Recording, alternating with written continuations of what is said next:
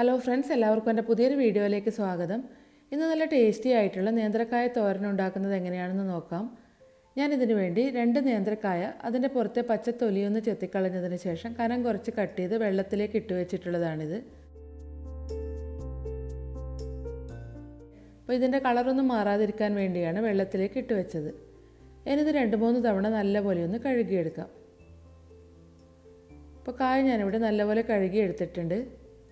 പിന്നെ ഇതിലേക്ക് ചേർക്കുന്നതിന് വേണ്ടി 1/2 കപ്പ് ചെറിയുള്ളി അരിഞ്ഞത്, 1 ടേബിൾ സ്പൂൺ വെളുത്തുള്ളി ചതച്ചത്, 4 ടേബിൾ സ്പൂൺ തേങ്ങ, പിന്നെ പച്ചമുളകും കുറച്ച് കറിവേപ്പിലയും കൂടി എടുത്തിട്ടുണ്ട്.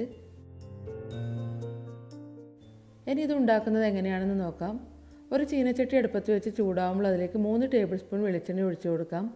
എണ്ണ നല്ലപോലെ ചൂടായി വരുന്ന സമയം ഇതിലേക്ക് കടുക് ഇട്ട് കൊടുക്കുന്നുണ്ട്.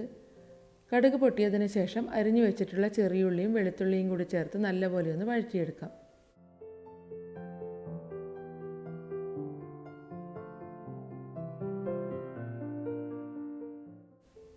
ഉള്ളിയും വെളുത്തുള്ളിയൊക്കെ ചെറുതായിട്ട് മൂത്ത് വരുന്ന സമയത്തിലേക്ക് 1/2 ടീസ്പൂൺ മഞ്ഞൾപ്പൊടിയും 1 ടീസ്പൂൺ മുളക് പൊടിയും കൂടി ചേർത്ത് കൊടുക്കുന്നുണ്ട്. ഇനി ഇതെല്ലാം കൂടി ഒന്ന് മിക്സ് ചെയ്ത് കൊടുക്കാം. പിന്നെ ഇതിലേക്ക് അരിഞ്ഞു വെച്ചിട്ടുള്ള നേന്ത്രക്കായയും ആവശ്യത്തിനുള്ള ഉപ്പും കൂടി ചേർത്ത് കൊടുക്കുന്നുണ്ട്. ഇനി ഇത് 2-3 മിനിറ്റ് നന്നായിട്ടൊന്ന് ഇളക്കി യോജിപ്പിച്ചതിന് ശേഷം അടച്ചു വെച്ച് ചെറിയ തീയിലൊന്ന് കുക്ക് ചെയ്യാം.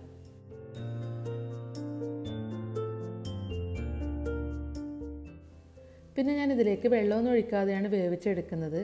അതുകൊണ്ട് തന്നെ ഇടയ്ക്കിടെ ഇത് തുറന്ന് ഇളക്കി കൊടുത്തുകൊണ്ടിരിക്കുകയും വേണം.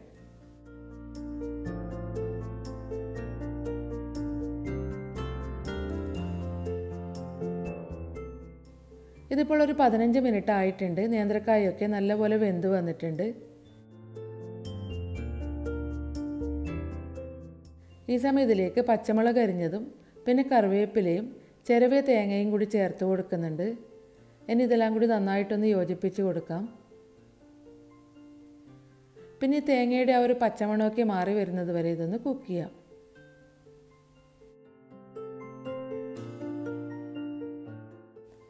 ഈ സമയം ഇതിലേക്ക് 1 ടീസ്പൂൺ ചതച്ച മുളക് കൂടി ചേർത്ത് കൊടുക്കുന്നുണ്ട്. ഇനി ഇതെല്ലാം കൂടി 1-2 മിനിറ്റ് നല്ലപോലെ ഒന്ന് ഇളക്കി യോജിപ്പിച്ചതിന് ശേഷം അടുപ്പത്ത് നിന്നും മാറ്റിവെക്കാം. ഇപ്പോൾ വളരെ എളുപ്പത്തിൽ ഉണ്ടാക്കിയെടുക്കാൻ പറ്റിയ നല്ല ടേസ്റ്റി ആയിട്ടുള്ള നേന്ത്രക്കായ തോരൻ ഇവിടെ റെഡി ആയിട്ടുണ്ട്.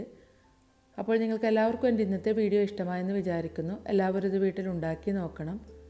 എൻ്റെ വീഡിയോ ഇഷ്ടമായെങ്കിൽ ലൈക്ക് ചെയ്യാനും കമൻറ്റ് ചെയ്യാനും നിങ്ങളുടെ ഫ്രണ്ട്സും ഫാമിലിയൊക്കെ ഈ വീഡിയോ ഷെയർ ചെയ്യാനും മറക്കരുത്. അപ്പോൾ അടുത്ത വീഡിയോ ആയിട്ട് കാണാം.